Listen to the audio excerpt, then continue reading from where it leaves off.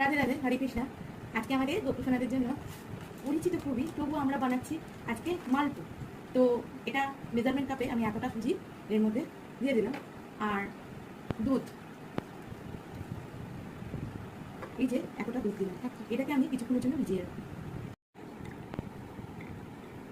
আমি নুন অ্যাড করবো, মতো ময়দা আমি অ্যাড করবো, ময়দা। এবারে আমি দুধ সুজির সাথে ময়দা দিয়ে ভালো করে এটাকে মিক্স করছি। তো আমি এর মধ্যে আরো একটা জিনিস, দুটো কলা অ্যাড করলাম। তারপর এই যে গুড়, আখের গুড় দিয়ে আমি আজকে এই মালপোটা রেডি করবো।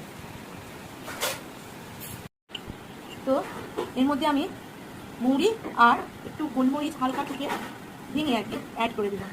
এটা গোলমরিচটা কেউ দেয়, আমার কেউ নাও দেয়, তো আমরা এটা প্রেফার করি।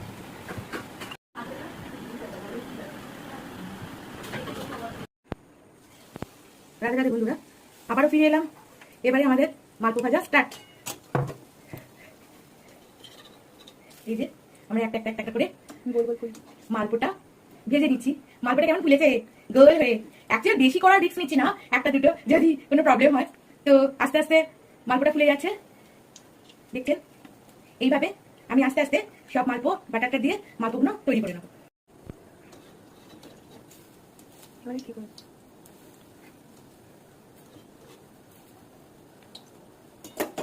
আবার মালপো রেডি হয়ে গেছে।